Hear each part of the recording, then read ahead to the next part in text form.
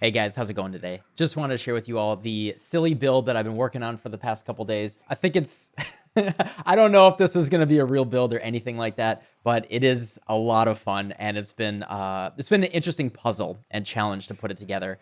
And I have flip-flopped between a whole bunch of different types of concepts, and it's far from done at this point. But I just wanted to show the progress with you guys and the basic concept and kind of what we're doing here. Maybe this will be a little inspirational to you to do something a little funny. Basically, the idea was I've never had a build that has successfully done Wave 30 Simulacrum. You know, if you know the builds that I usually play, they're not glass cannons, but they're usually focused on a specific thing. Something like, you know, running maps very quickly, running juice maps, killing bosses, something like that. I have never had a personal goal to do Wave 30 Simulacrum. In fact, I kind of view Wave 30 Simulacrum as like you know, you really need to focus your build on doing that. It's like interesting aspirational content, but Simulacrum takes forever. I don't hate doing Simulacrum, but I find it kind of annoying. Like Wave 20 already takes long enough.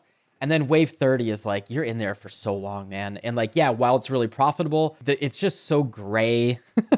And I just don't enjoy interacting with it that much. You know, I've never really had a build that's focused on doing high wave simulacrums.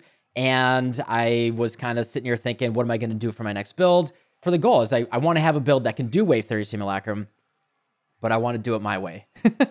So I also wanted to press as few buttons as possible. The general idea behind this build is to build around something that you basically never see, right? And that is cast 1 stun support. You can see that I'm using Divergent, so there's just a higher chance to trigger.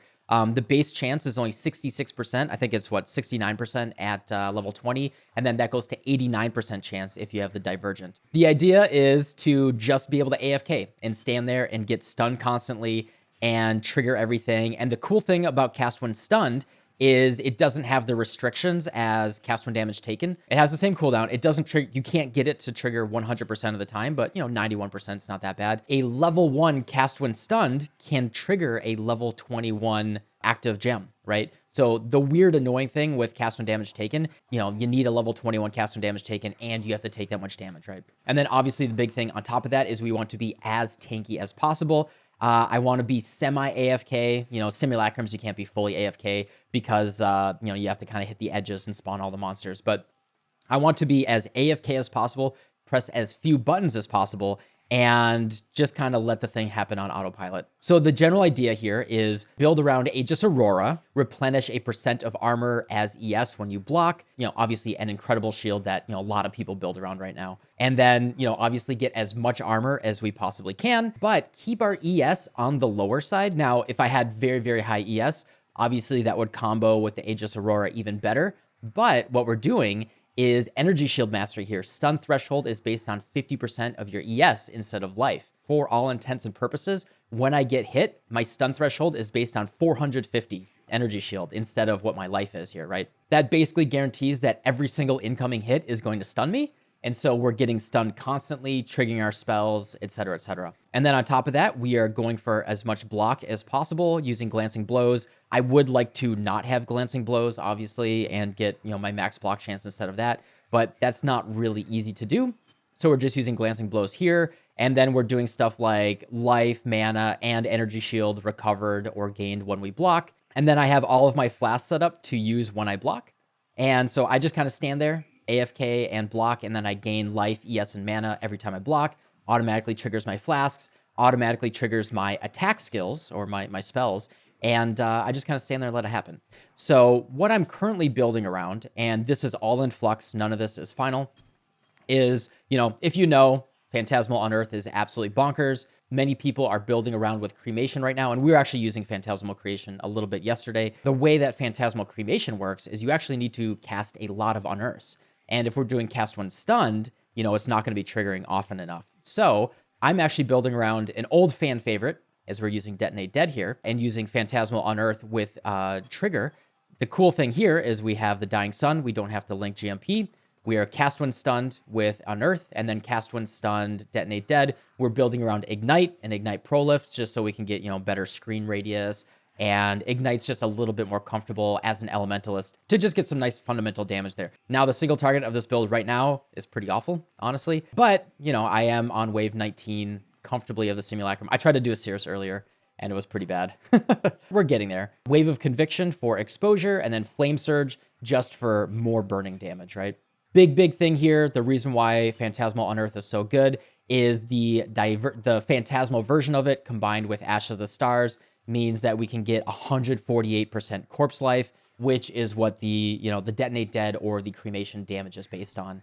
And then you want as many gem levels as possible, and then you can get +5 corpse level on your helmet enchant. Then yeah, you just have really strong corpses on the ground that then your Detonate Dead or Cremation or whatever you're using is based on.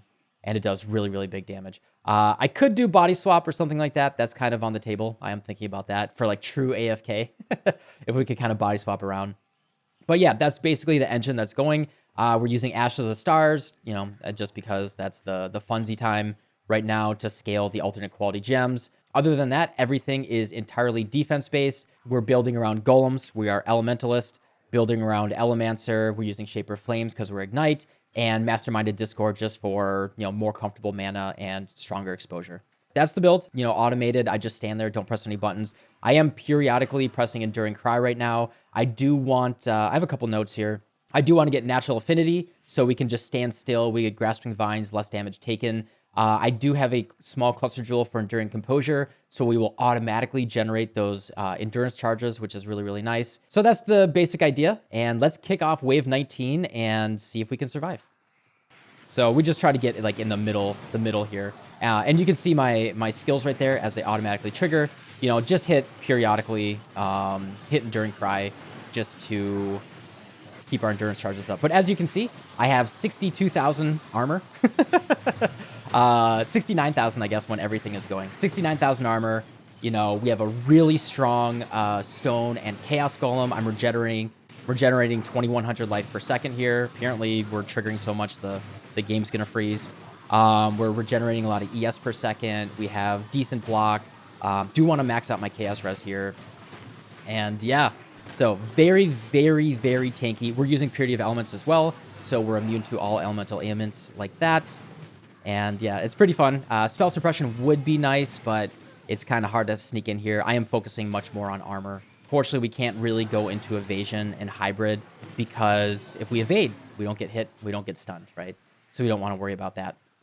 But yeah, also by being max block, the key here is or block a stunning hit, right? So we ideally are blocking, we're not actually getting stunned. We just go into block stun. But yeah, that's Wave 19. Let's see if we can get a big boss in Wave 20.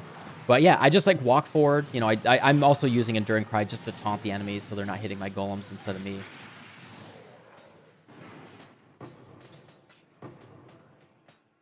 Let's see what Wave 20 has for us. Fizz is extra, Penetrate Fizz. We don't worry about crit too much. Yeah, the extra Fizz's Chaos is a problem for us because we don't have max Chaos Res yet. That's probably the big defensive weakness in this build. But yeah, we can just kind of stand here, hit our Enduring Cry, take a sip of coffee. Oh, Kosis. All right, cool. Let's see what happens. Yeah, really big damage coming in there. Hit our Enduring Cry. Yeah, the Wave 20 Kosis with pretty scary mods here. Yeah, and also taking much more damage than I would like to because of the not max Chaos Res.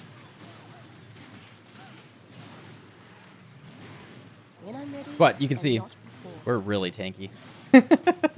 We're really tanky, not too much damage at the moment. But there we go. All right, Wave 20, pretty scary Kosis, right? Not bad. And I've only been working on this build for 1.5, 2 days at this point. And yeah, a lot of gear that's just like very suboptimal that we can work on. Really just throwing together gear at this moment. All right, that was fun. That was, I'm glad that we got Kosis on Wave 20 there to show. So yeah, that's basically the prototype and the silly fun thing that I'm working on right now. Obviously, this is not like recommended, hey, do this for like something really strong. But I just really like exploring and playing around in the sandbox and seeing what we can do, right? Like I do have a gem swap here for Combustion. I can toss Combustion in instead of cast when stunned, and it's just significantly more damage on the Detonate Dead. And then it is just a one-button build, right? Because if we have cast when stunned triggering the unearth, it's still just a 1-button detonate dead, which is pretty great. So we can kind of just stand there and hold right click and do our detonate dead, which is kind of funny. But yeah, anyway, yeah, thanks for watching. Definitely go to twitch.tv/subtractem if you want to see us continue to work on this build. We'll have a final build ready in a couple days. So yeah, thanks for watching. I'll see y'all tomorrow. Goodbye.